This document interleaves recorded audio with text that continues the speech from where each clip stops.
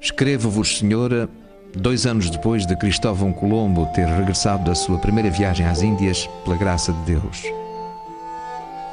Após estes meses de árduos trabalhos, chegou o momento de mostrar ao vosso primo João II de Portugal que são vãs as suas aspirações naquelas terras. Eu, Juan Rodrigues de Fonseca, bispo de Badajoz e servo de vossa católica majestade, creio humildemente que estamos na disposição de assinar um tratado de paz entre Castela e Portugal, para que no mar oceano reine o entendimento entre as nossas coroas e não a guerra.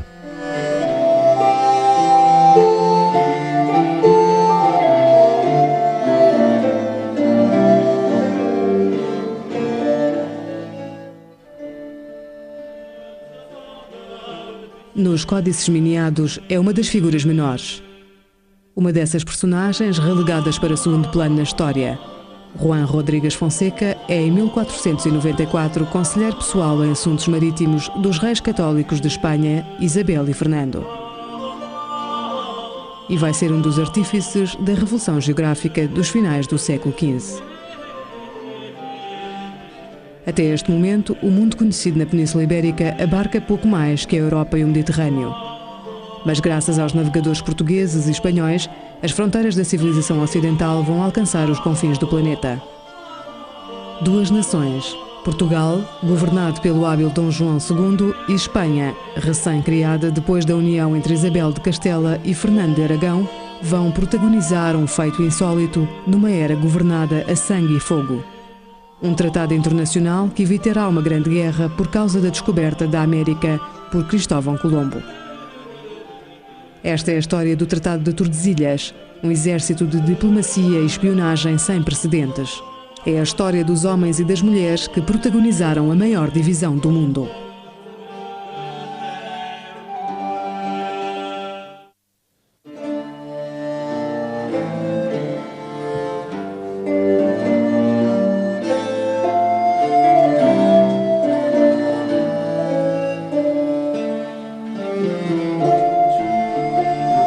O Tratado de Tordesilhas, 1494. A divisão do mundo.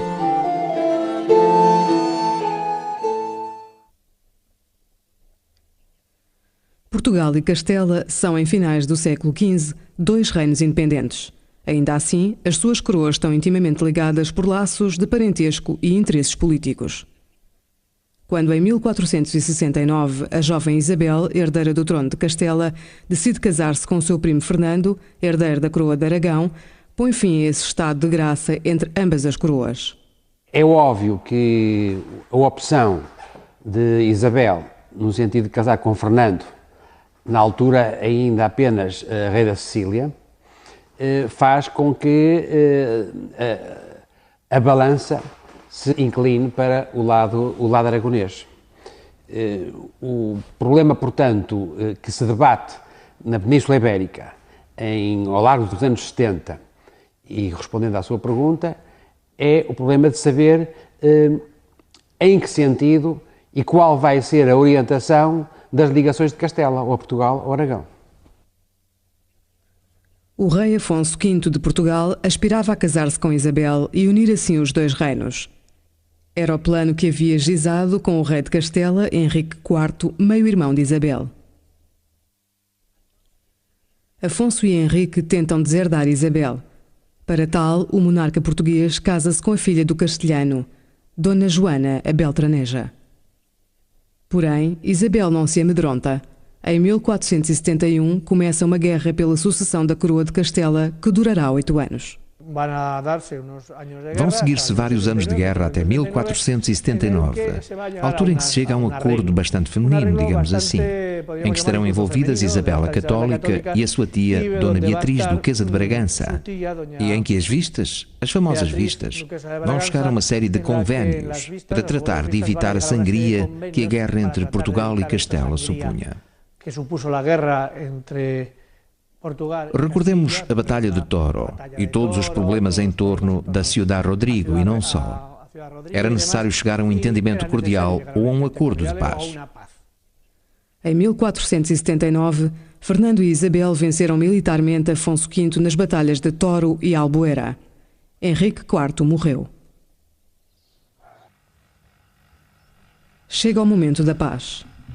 Nesta pequena aldeia do Alentejo português é assinado o Tratado de Alcáçovas, que irá reger as relações entre Portugal e Espanha. É o antecedente principal do Tratado de Tordesilhas.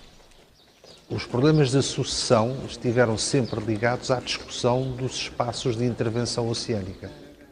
E, nesse sentido, tanto Alcáçovas como Tordesilhas são relativamente parecidos, ou seja, há um equilíbrio de concessões e de cedências de cada um dos lados em função do que é que pretendem, quer do ponto de vista da política interna, quer do ponto de vista da política atlântica.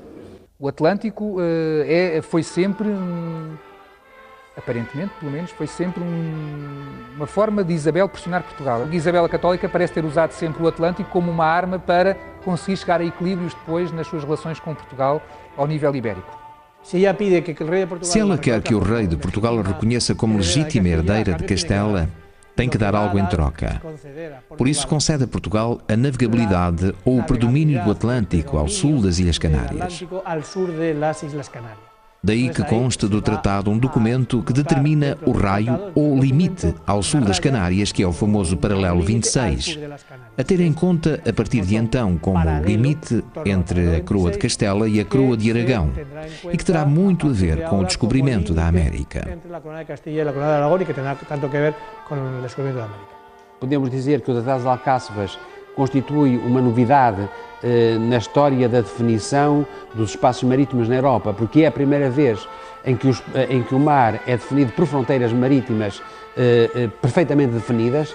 Já não se faz uma partição com base em rotas, mas sim em espaços definidos geograficamente, e então define-se que a fronteira passará por uma linha imaginária situada no ponto mais meridional das Canárias, ficando as Canárias para o norte dessa linha, portanto as Canárias para Castela e o sul para Portugal, com exceção da Madeira e dos Açores, que se consideram que, embora estejam situados a norte, ficarão como área portuguesa.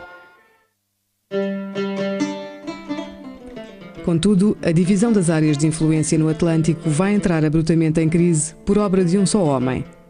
Um genovês ambicioso, perseverante e corajoso que irá revolucionar os conhecimentos geográficos da época. Colombo era um homem que acreditava muitíssimo em si mesmo. Apesar de ter tudo contra, ele perseguiu a sua ideia e não desistiu enquanto não conseguiu o que queria. Era um comerciante, não era marinheiro. Provinha de uma família de comerciantes genoveses e desde pequeno começou a viajar, precisamente devido ao negócio da família, ou seja, como comerciante, e o mundo da marinha começou a interessar-lhe. Foi como náufrago que chegou a Portugal, onde teve a sorte de conhecer uma família portuguesa nobre, os Perestrelo. O sogro de Colombo era governador de uma das ilhas de Cabo Verde e também estava interessado precisamente nos descobrimentos portugueses que estavam já em curso no Atlântico. Também estava interessado precisamente pelos descobrimentos portugueses que se estavam realizando já no Atlântico. Foi graças a tudo isto que Colombo teve acesso a uma série de cartografias e notícias dos descobrimentos que noutro lugar ou noutro contexto não teria. Cristóvão Colombo está convencido de poder chegar à Índia e ao Japão atravessando o Atlântico. Em 1484, irá a Lisboa para tentar convencer Dom João II para que financie uma expedição, com pouco êxito. Os portugueses, nesta altura, sabiam, com mais segurança, a medida exata do raio da Terra, portanto, a largura do planeta, que os outros todos da Europa. Não só os reis católicos estavam no mesmo grupo que todos os outros monarcas europeus, não é uma questão particular. E, portanto, aí havia uma convicção generalizada que a Terra era mais estreita do que é de facto, e Dom João II sabia que não era assim. E, portanto, aqui Dom João II estaria bastante seguro, na época, de que Colombo dificilmente teria chegado ao extremo oriente asiático. Dom João II não concordou. Apresentou a uma comissão de cientistas que não aceitou a ideia porque achavam que não estava certa. Uma vez que naquele reino não acolhiam a sua proposta e dado que era viúvo por lhe ter morrido a mulher, Filipa Muniz de Perestrelo, e ter um filho pequeno, Colombo decidiu passar ao reino de Castela e tentar de novo a sorte junto da corte castelhana. Colombo vai precisar de 7 anos e da ajuda dos monges do mosteiro de Rábida para convencer os reis católicos espanhóis, especialmente Isabel, da grande oportunidade que representava a sua rota para o Ocidente em direção à Índia. Ficou demonstrado neste tempo que vós, discretíssima senhora, tendes razão. É necessário levar Castela até ao outro lado do oceano. Como subtil clarividência, compreendestes que era conveniente apoiar Colombo e abrir uma nova rota comercial para Catá e Cipango. Com a mesma clarividência convencestes o vosso esposo, o rei Dom Fernando, de que a coroa beneficiaria mais em investir no comércio das especiarias do que em centrar-se no predomínio naval do Mediterrâneo.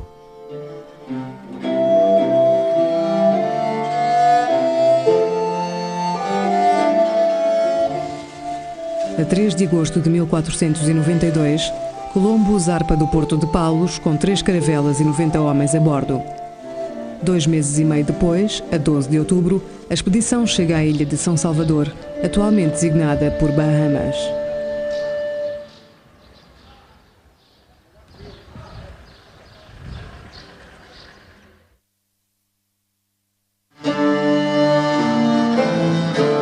Depois de fazer o reconhecimento da zona e descobrir Cuba e o Haiti, a 4 de janeiro empreende a viagem de regresso a Castela. No regresso, a expedição enfrenta uma tempestade no Atlântico. O barco de Colombo, a Ninha, separa-se da Pinta de Martim Alonso Pinzon, que irá chegar ao porto galego de Baiona. Colombo desembarca finalmente em Lisboa.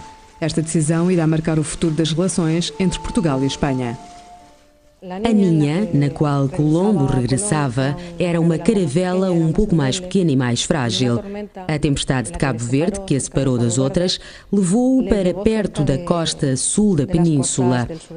Tentando resguardar-se da tempestade, Colombo chegou à costa portuguesa e, uma vez ali, decidiu voltar à terra para apresentar os seus cumprimentos a Dom João II de Portugal. Essa é a versão oficial, porque provavelmente o que ele fez foi dar-lhe conta do que conseguira, apesar da sua recusa. É aqui que surge novamente a polémica entre Castela e Portugal. Depois, a própria forma como se apresenta na corte de Dom João II e pela forma como é tratado pelos cronistas, os cronistas insistem que a atitude de Colombo, quando se apresentou junto de Dom João II, foi uma atitude de quase desafio, ou de uma certa arrogância, de ver, no sentido de vir ver, estás a ver, não quiseste, mas eu descobri. Ele era um pouco presunçoso, digamos assim. É capaz de ter dito, vê, eu tinha razão, o plano que lhe propus estava certo, aqui tenho os meus índios. Trouxe de facto uns índios e Dom João II, que era um rei muito inteligente, tratou logo de, através de inquirições, averiguar a localização do descobrimento para ver se realmente tinha sido feito dentro do que correspondia ao Tratado de Alcáçovas. A crónica feita por Rui de Pina, que foi secretário de Dom João II, dá claramente a entender que houve alguns cortesãos que sugeriram a Dom João II que se matasse Colombo para se resolver o problema. Porque a crónica diz que Colombo era muito levantado do entendimento. Quer dizer, ele deve ter chegado à corte de Lisboa a dizer mais ou menos como veio eu é que tinha razão. E o rei português teve alguma dúvida nos primeiros instantes, mas ele próprio assegurou depois a proteção pessoal da vida de Colombo perante os seus conselheiros que queriam mandar matá-lo, de facto. O rei Dom João II evita que Colombo seja assassinado numa conjura que pretendia ocultar a sua descoberta. Quando o navegador parte para Castela, o monarca português toma rapidamente medidas diplomáticas. Arma uma frota para vigiar a rota até o Atlântico Ocidental e envia os seus embaixadores e espiões para a corte castelhana. Fernando o Católico encontra Colombo em Barcelona em finais de abril de 1493 e depois de o saudar e de o considerar Dom Cristóvão Colombo, apresentando-o às autoridades catalãs como uma figura importante, assim que se encontram em privado, a primeira pergunta que lhe faz é acerca da localização da sua descoberta, pois ele não estava muito convencido. Afirma precisar de conhecer a localização exata do território, de forma a poder situá-lo na redação da bula correspondente. e assim evitar os problemas que lhe haviam sido colocados pelos embaixadores de Dom João II de Portugal, que se encontravam na altura em Barcelona. Uma leitura estrita do Tratado das Alcáçovas, vista na perspectiva da interpretação portuguesa, faz com que o rei João II de Portugal tenha razão quando diz essa é uma área portuguesa. Se olharmos para o mapa e imaginarmos essa linha horizontal que passa pelo ponto mais meridional das Canárias e o projetarmos para o ocidente, terminamos na Flórida. O que quer dizer, portanto, que tudo quanto está ao sul da Flórida, segundo a interpretação portuguesa, pertence à área lusitana. Quiseram os céus que 13 anos antes de Colombo chegar às Índias, a vossa presença no trono de Castela se visse assegurada pelos acordos que fizestes com a vossa tia Beatriz, duquesa de Bragança. Aquelas conversações familiares tiveram lugar no contexto do Tratado de Alcáçovas. Mas o que não podíamos imaginar é que o domínio português no Atlântico ficaria tão reforçado. Agora que sob os vossos auspícios Colombo descobriu novas rotas, é a altura de rever uma situação que já dura há demasiados anos.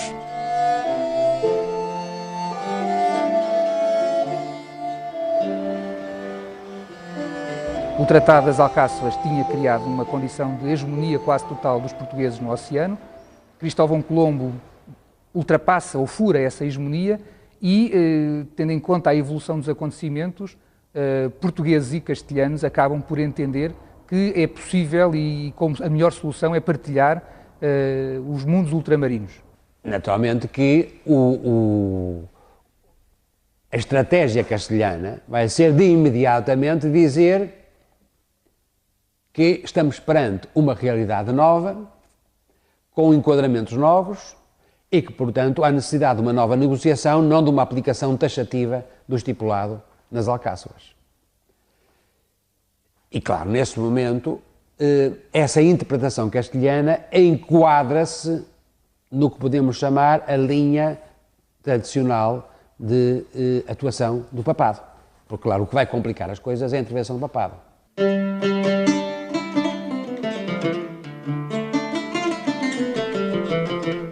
Fernando, o rei espanhol, procura apoio internacional contra a pretensão portuguesa de reclamar os seus direitos sobre as terras descobertas por Colombo.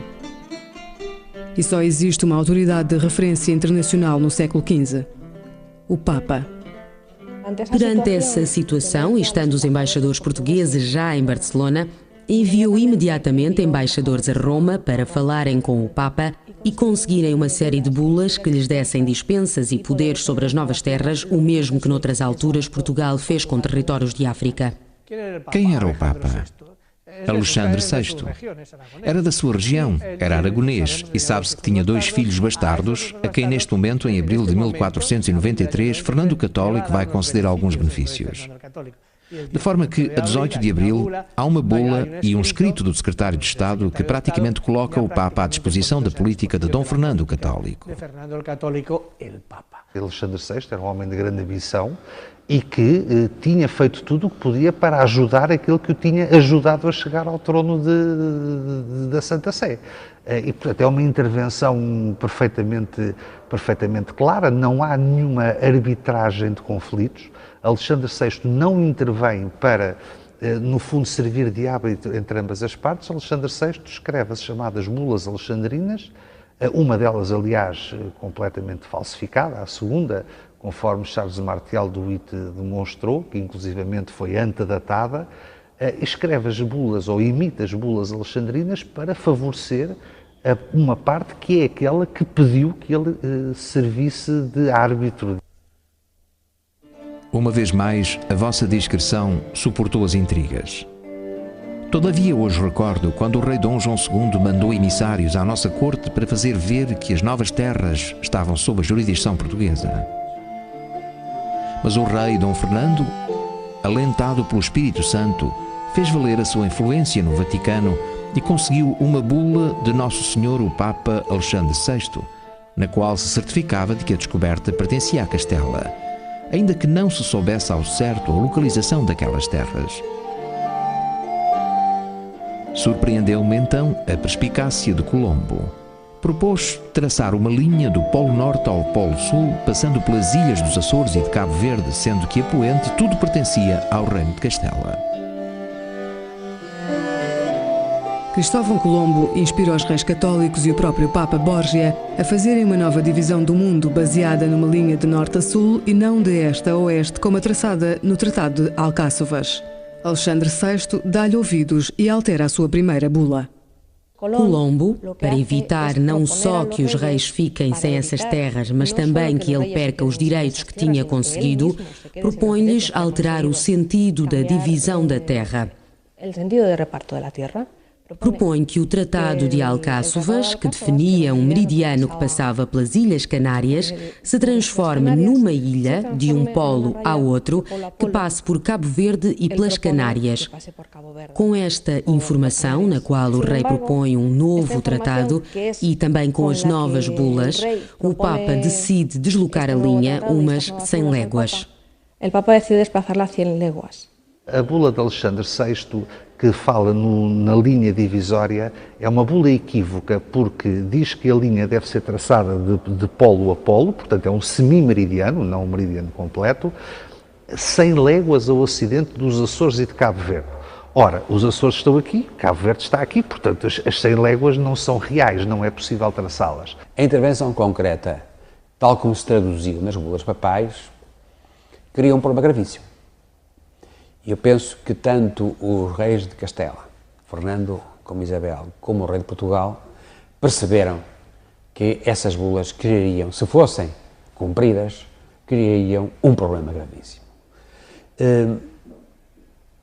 E é talvez a consciência da gravidade desse problema que os leva a abandonarem, por consenso entre as duas partes, as negociações baseadas nas bulas papais e entrarem em negociações diretas. Perante a dificuldade em saber exatamente o que são e onde ficam as terras descobertas por Colombo, os reis de Espanha ordenam ao almirante que parte de novo em setembro de 1493. Colombo tem o mandato de povoar as terras descobertas e, sobretudo, de elaborar um mapa das mesmas para que Dona Isabel e Dom Fernando possam negociar com Dom João II. Colombo parte novamente. Nesta segunda viagem não vão 3 embarcações como na primeira, que fora mais casual e que pretendia apenas sondar. Esta conta agora com uma grande armada de 17 embarcações, em que viajam muitos artesãos e carpinteiros. O objetivo principal de Colombo é saber ao certo onde chegara da primeira vez, fazer um mapa e mostrá-lo aos reis. Vossas Majestades, com generosidade ilimitada, confiastes neste humilde servo para organizar uma segunda expedição às Terras Novas. E eu, Juan Rodríguez de Fonseca, aceitei agradecido este alto encargo que não mereço. Preparar uma nova viagem para determinar exatamente onde se encontravam as Índias. Para um feito importante de caráter estatal, é necessário pôr à frente uma pessoa importante. Ao procurarem alguém que reúna essas condições, encontraram mesmo ali ao lado, provavelmente recomendado pelo seu superior, uma figura que é Juan Rodríguez de Fonseca. É um homem do Renascimento que se movia num ambiente de cartografia interessante e que ficará encarregado de levar a cabo toda a organização económica e de estratégia de uma expedição muito importante de 17 embarcações. A partir deste momento, ele será uma pessoa fundamental em todo o projeto americano. Terá que, juntamente com Colombo, organizar as embarcações, o dinheiro, a geografia, a cartografia e toda a política de espionagem que pode haver num lugar e noutro. Fonseca era um homem de grande caráter, com uma mente privilegiada, muito organizado e não se deixava manipular facilmente. Penso que foi precisamente por isso que os reis pensaram nele, pois Colombo também tinha um caráter muito forte. Se escolhessem alguém fraco, podiam em 2 tempos perder as terras e a coroa não poderia fazer nada. Apesar das tensões entre Fonseca e Colombo, a multitudinária expedição chega às Antilhas com êxito. Colombo dedica-se imediatamente a cartografar as ilhas descobertas. Todos os esforços deste ministro de Deus foram postos naquele encargo. Ainda assim devo confessar-vos, senhora, que não foi fácil lidar com Colombo, pois a sua tendência para o gasto chocava com as minhas inclinações naturais para a contenção. Ainda assim, a 25 de setembro de 1493, com a bênção do Nosso Senhor, zarparam 17 barcos com 1.500 homens e mulheres. E com eles, Colombo, disposto a desenhar um mapa que fizesse com toda a precisão a localização das Índias recém-descobertas.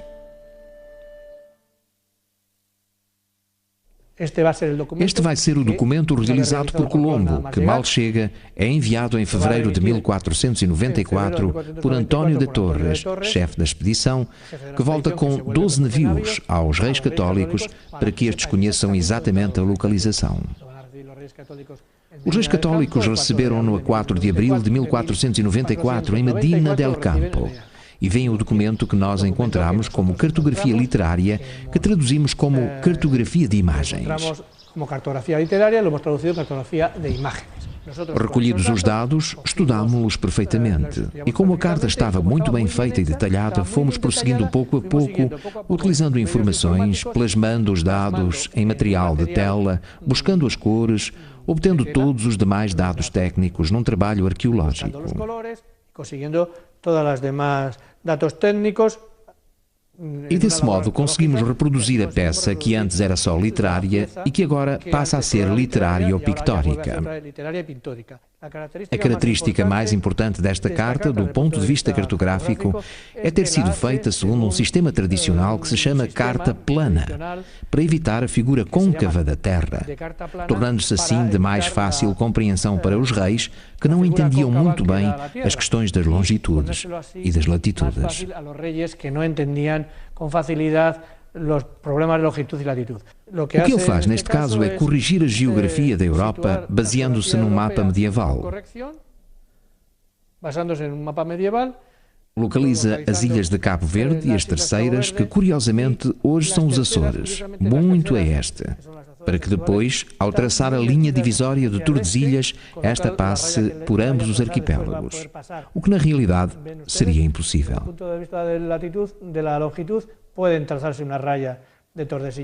Depois desenha o continente asiático, onde pensa que chegou, e localiza a sua descoberta da Espanhola e na ilha de Cuba, que também descobriu.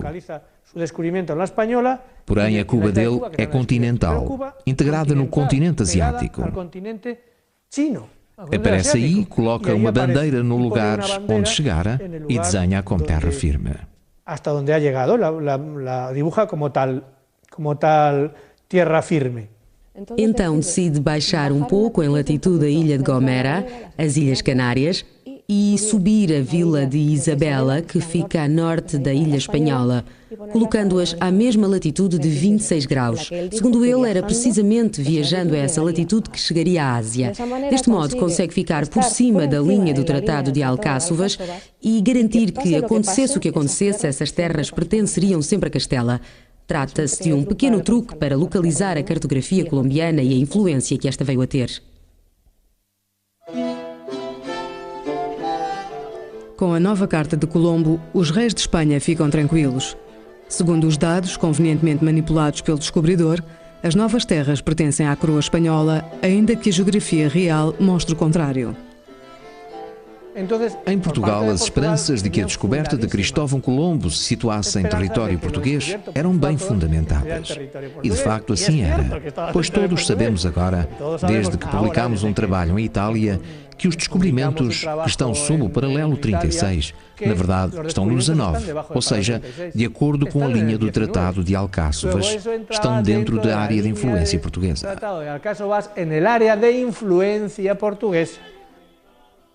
No entanto, a prioridade de Dom João II não é reivindicar a descoberta, mas sim conservar a rota para a Índia.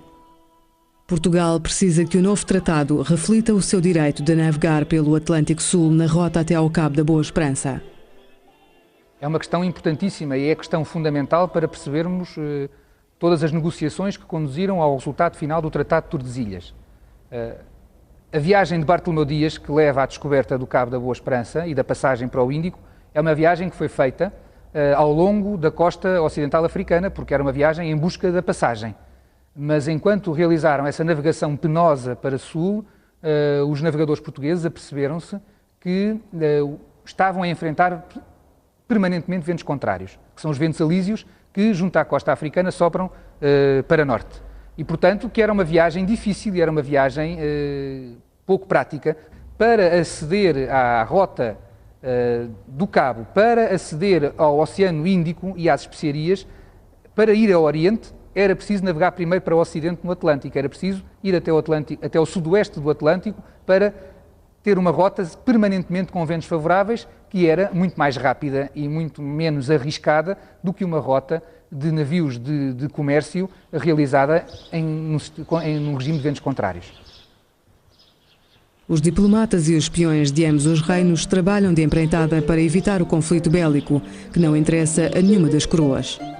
Um conflito motivado, além do mais, por um oceano e umas terras recém-exploradas e que ninguém sabe localizar com precisão.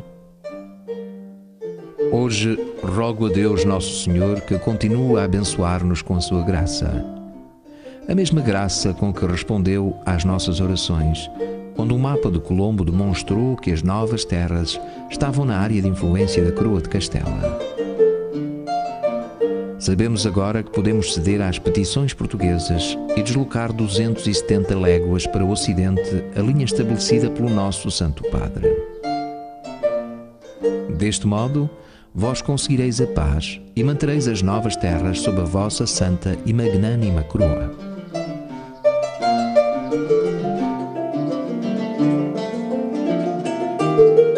É evidente que os reis católicos estavam numa situação desvantajosa em relação a Portugal nestas negociações, porque os reis católicos tinham entrado de repente neste processo, enquanto os portugueses estavam nele, nesta altura, há mais de 70 anos.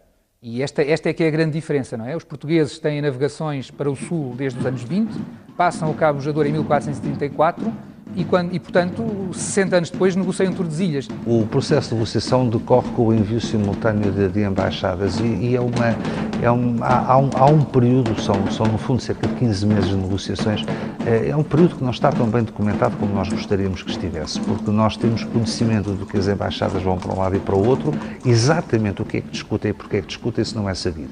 As crónicas e a documentação existente não são muito loquazes a esse respeito, não dizem muitas coisas. E, por exemplo, da parte portuguesa é muito curioso porque há claramente um silêncio sobre o assunto que não se percebe bem, a não ser que nós assumamos que Tordesilhas não foi exatamente entendido como uma grande vitória de Dom João II aos olhos daqueles que o serviam a ele próprio. Eu diria que são negociações muito modernas. Há embaixadores, envio de notas diplomáticas, há contra-informação, há muita contra-informação, tanto dos dois lados. Há negociações oficiais e pressões paralelas.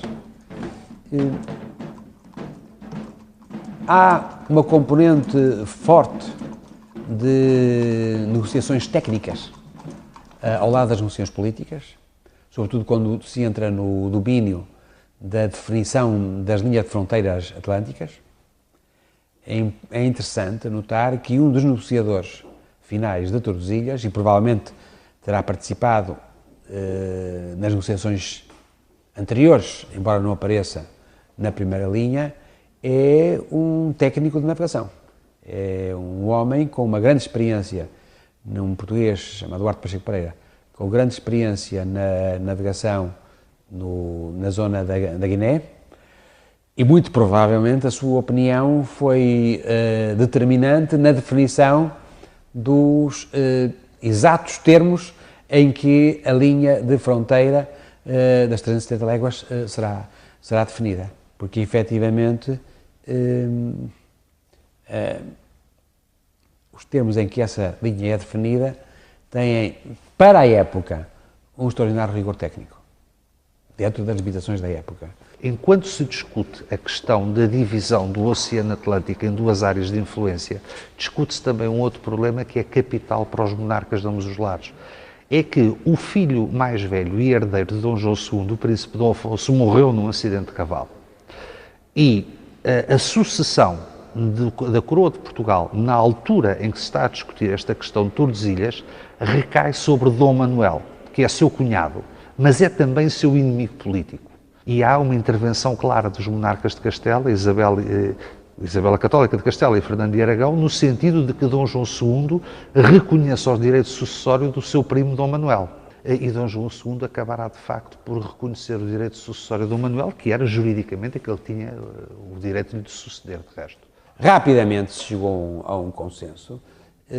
Eu diria que,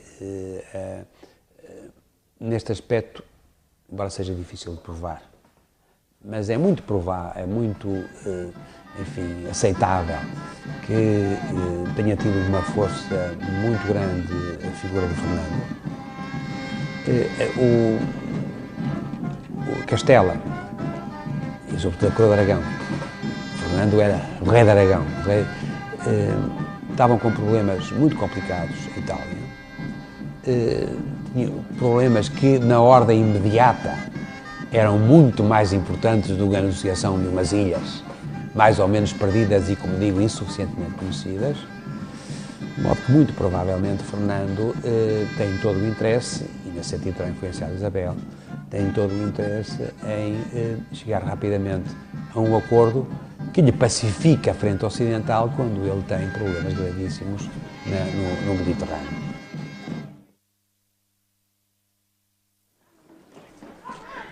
Finalmente, a 7 de junho de 1494, duas delegações de ambas as coroas reúnem-se na localidade castelhana de Tordesilhas para assinar um acordo que, do ponto de vista ocidental, supõe a divisão do mundo conhecida até à data.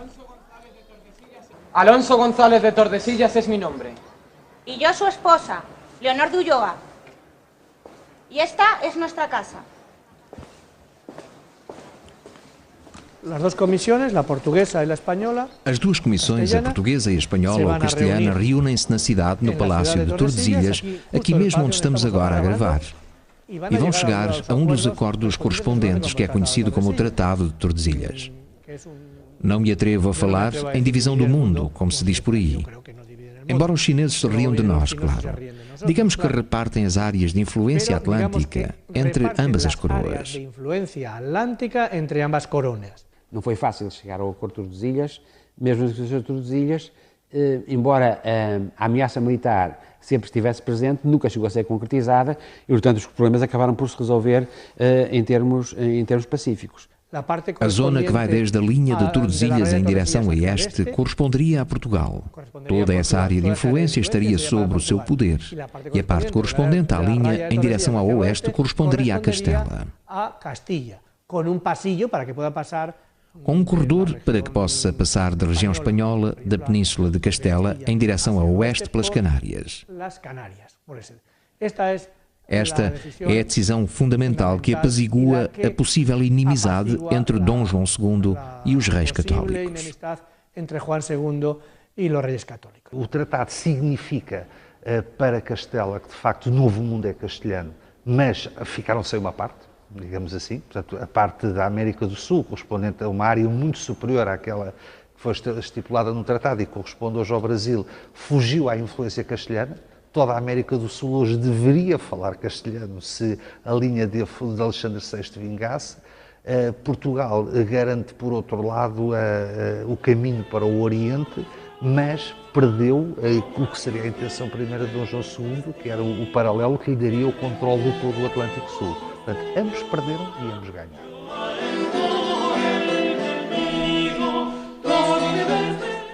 Hoje em dia, todos os verões, um grupo de teatro formado pelos vizinhos de Tordesilhas representa para os turistas a assinatura do histórico tratado.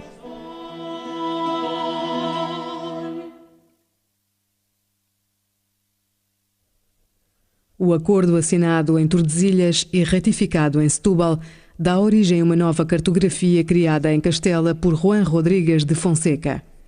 Os novos mapas incluem a linha de Tordesilhas, dividindo o mundo em dois. Esta linha estará presente em muitas cartas até ao século XVIII. Mas o primeiro mapa que a apresenta é este. A carta feita em 1500 por Juan de la Cosa, um piloto que já navegara com Colombo na sua primeira viagem às Antilhas. A carta de Juan de la Cosa é uma carta universal, como lhe chamavam na altura. Nela está representado todo o mundo conhecido até então e, sobretudo, as terras descobertas pelos espanhóis na América, que então não se chamava América, mas sim Índias. Esta carta é importante porque põe no papel a questão dos descobrimentos e os temas políticos e de competência entre portugueses e espanhóis.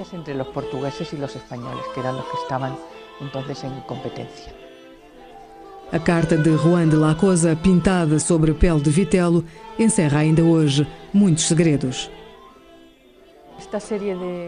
As cartas deste tipo eram enroladas e guardadas nos despachos e, infelizmente, eram quase sempre enroladas da direita para a esquerda, de forma que a parte da América era a que ficava mais de fora e, por isso, ficou mais deteriorada. Todas estas lacunas se devem ao facto de estarem sempre enroladas. Era de enrollarlas e de tenerlas enrolladas. O que significa este Cristóvão Colombo aqui, não se sabe. Existem de facto muitas teorias, das quais a mais simples é a que afirma que, como não se sabia se aqui havia uma passagem para as Índias, que era precisamente o que Colombo procurava, foi colocado aqui esta consagração a São Cristóvão para cobrir essa parte desconhecida. E aqui está traçada a tão importante linha divisória. Não restam dúvidas de que esta carta foi baseada nas resoluções do Tratado de Tordesilhas. Era muito importante para os reis católicos saberem que território, segundo esse tratado, pertencia à sua metade e que território pertencia aos portugueses, segundo esse tratado. A carta de Juan de la Cosa destinava-se aos reis católicos espanhóis que não queriam voltar a padecer de falta de informação sobre a descoberta de Colombo, nem pôr em perigo a paz com Portugal. Após a assinatura do tratado, os reis de ambas as coroas, Dom João II, Dona Isabel e Dom Fernando, esforçam-se por saber quanto antes até onde chegam as frotas concorrentes.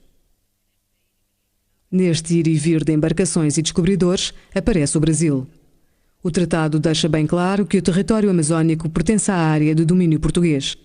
Porém, algumas teorias apontam para o facto de o empenho de Dom João II em levar a linha de Tordesilhas até às 370 léguas das Ilhas dos Açores só ser explicável porque Portugal já conhecia o Brasil antes de Colombo chegar às Antilhas. Eu penso que esta interpretação não é aceitável. Em primeiro lugar, porque é demasiado forçada para tentar encontrar no Dom João II quase que uma capacidade estratégica que de facto ele não podia ter. Objetivamente não se conhecia o Brasil, a não ser que se admita que esse conhecimento era um conhecimento secreto. E o recurso a conhecimentos secretos é muito perigoso na história porque permite explicar tudo. A referência ao secreto dispensa-nos de apresentar provas. É secreto e, portanto, não tenho que o provar. Melhor, o secreto transforma em prova a ausência de prova. Eu creio que Portugal, no mínimo, tinha grande desconfiança de que haveria ali terras. Parece-me que o mais provável é que já tivessem de facto avistado e tivessem tanto consciência de que existiam ali terras. Agora, a existência ali de terras não significa que tivessem conhecimento do Brasil, porque nós hoje associamos o Brasil a um país concreto, a um país imenso, enorme. Ora, dificilmente os portugueses teriam essa perspectiva no final do século XV. Penso que os portugueses tinham conhecimento dessas terras, mas não penso que elas tivessem sido um objetivo estratégico e não penso que possa ter sido essa a razão real do pedido de Dom João II, que foi atendido, para que a linha de Tordesilhas passasse de 100 para 370 léguas. Agora, há aqui uma dificuldade óbvia. Porquê 370 léguas? Quer dizer, se fossem 300, 400 léguas, 350 são números redondos. 370 é um número estranho. Mas há um aspecto para mim que ainda é mais importante do que esse, que é, independentemente de saberem ou não se havia ali terras, os portugueses sabiam uma outra coisa que era mais decisiva. Era que se ali houvessem terras, tinham que ser portuguesas.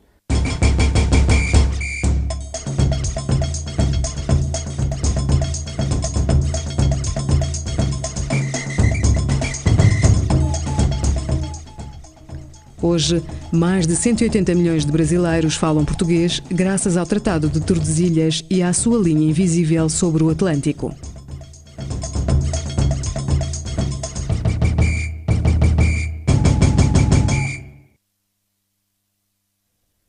Depois da assinatura do tratado, a coroa portuguesa e a castelhana decidem enviar uma comissão científica que verifique sobre o mesmo oceano a posição exata da linha divisória. A fé dos monarcas nos seus cientistas é superior às possibilidades técnicas dos seus cosmógrafos no século XV. As duas coroas estimam que, num prazo de 10 meses, tanto pilotos portugueses como castelhanos devem já ter estabelecido definitivamente o lugar da linha. Porém, até ao século XVIII, tal é impossível, sobretudo no meio do mar. Afinal, quem é que pode determinar uma linha na água? É impossível. Neste momento ainda não é possível, porque não existem relógios fiáveis e não há maneira de medir a velocidade. Porém, mesmo medindo a velocidade, não haveria maneira de navegar pela água em linha reta, por causa da questão dos ventos e tudo mais. Ou seja, humanamente, é impossível medir a longitude da forma habitual com um metro gigantesco. Não havia maneira humana. E o que é interessante é que logo a seguir à assinatura do tratado, os reis católicos escrevem a Dom João II dizendo que tem a armada pronta, mas Dom João II já está moribundo, Dom João II está envolvido na sua própria sucessão. Os reis católicos escrevem a Portugal, ao rei de Portugal, dizendo-lhe que tem os navios prontos, e o rei de Portugal responde com evasivas e nunca arma os navios. E, portanto, deliberadamente, Portugal não quis organizar a armada que demarcasse esse território. A impossibilidade de determinar o lugar exato por onde passava a linha e se esta dava a volta ao mundo, dividindo também o Oriente, deixou nas mãos dos governantes a interpretação do tratado durante 2 séculos. Ainda mais à frente, passado no final dos anos da segunda década do século XVI, cria-se um novo problema, que é a questão do antimeridiano Tordesilhas, que é a questão que decorre da viagem de Fernão Magalhães, que será solucionada com o Tratado de Saragossa, mas que essa era uma questão que não podia ser resolvida em 1494 ou no final do século XV, porque ainda estava tudo muito distante. Foi um ato de boa vontade de ambas as partes. É impossível conhecer a sua última intenção, pois não sabemos o que se passava na mente de Dom Fernando o Católico, prestigiado rei da altura, nem da de Dom João II, não menos glorioso. Mas o certo é que se chegou a um consenso e a partir daquele momento houve paz entre ambos os reinos, o de Castela e o de Portugal. O que quer dizer que o Tratado de Tordesilhas é suficientemente rigoroso para poder resolver os problemas imediatos, suficientemente ambíguo para se adaptar a situações novas que na altura não eram previstas. Portugal, nos séculos seguintes, será uma potência atlântica, acabará por criar na América uma colónia que dará depois um gigante, um país imenso que é o Brasil, e Portugal foi a grande potência do Oceano Índico no século XVI. Em contrapartida, a Espanha é a primeira grande potência colonial na América e vai criar todo o mundo que nós hoje designamos como a chamada América Latina de língua castelhana, não é?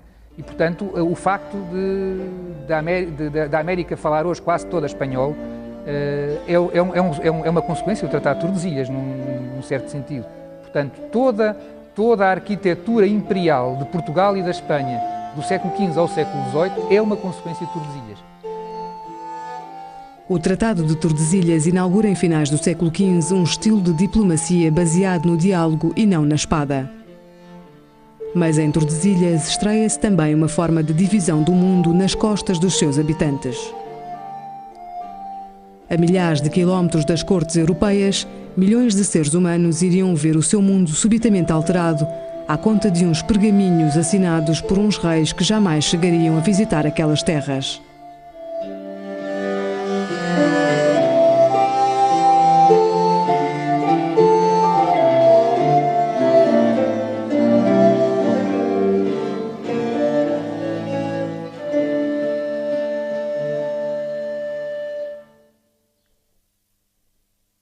Versão portuguesa, Santa Claus Audiovisual.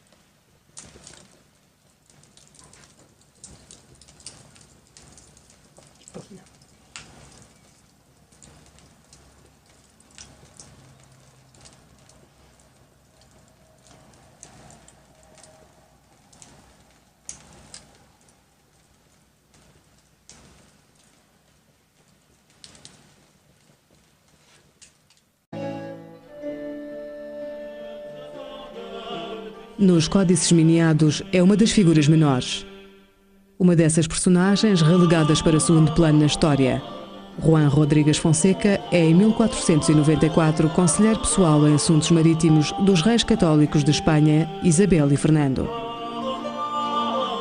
E vai ser um dos artífices da Revolução Geográfica dos finais do século XV. Até este momento, o mundo conhecido na Península Ibérica abarca pouco mais que a Europa e o Mediterrâneo. Mas graças aos navegadores portugueses e espanhóis, as fronteiras da civilização ocidental vão alcançar os confins do planeta. Duas nações, Portugal, governado pelo hábil Dom João II, e Espanha, recém-criada depois da união entre Isabel de Castela e Fernando de Aragão, vão protagonizar um feito insólito numa era governada a sangue e fogo. Um tratado internacional que evitará uma grande guerra, quarto meio-irmão de Isabel. Afonso e Henrique tentam deserdar Isabel. Para tal, o monarca português casa-se com a filha do castelhano, Dona Joana a Beltraneja. Porém, Isabel não se amedronta. Em 1471 começa uma guerra pela sucessão da coroa de Castela que durará 8 anos.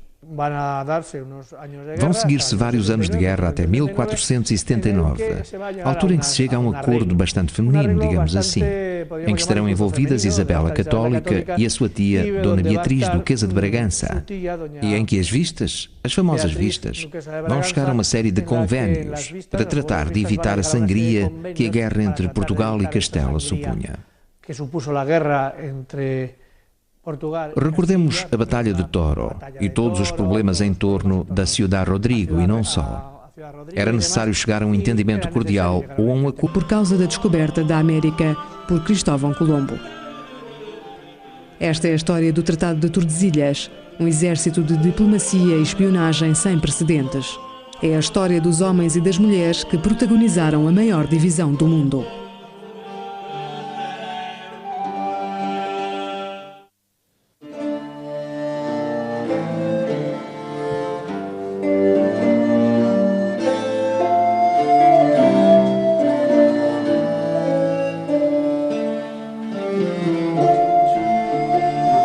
O Tratado de Tordesilhas, 1494.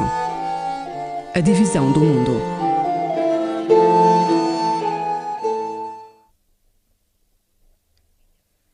Portugal e Castela são, em finais do século XV, dois reinos independentes. Ainda assim, as suas coroas estão intimamente ligadas por laços de parentesco e interesses políticos. Quando em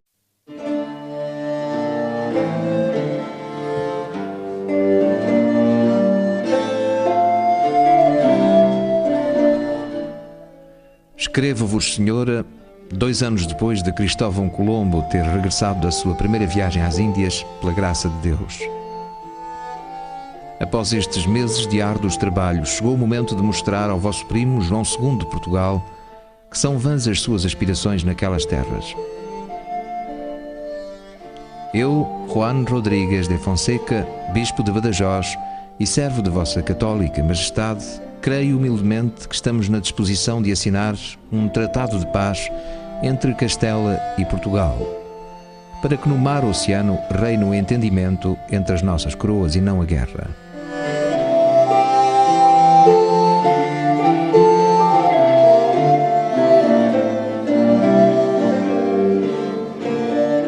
Em 1469, a jovem Isabel, herdeira do trono de Castela, decide casar-se com o seu primo Fernando, herdeiro da coroa de Aragão, põe fim a esse estado de graça entre ambas as coroas.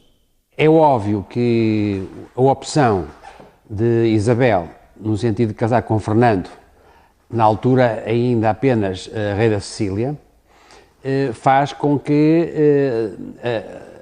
a balança se incline para o lado aragonês. O problema, portanto, que se debate na Península Ibérica ao largo dos anos 70, e respondendo à sua pergunta, é o problema de saber em que sentido e qual vai ser a orientação das ligações de Castela, ou a Portugal, ou Aragão. O rei Afonso V de Portugal aspirava a casar-se com Isabel e unir assim os dois reinos. Era o plano que havia gizado com o rei de Castela, Henrique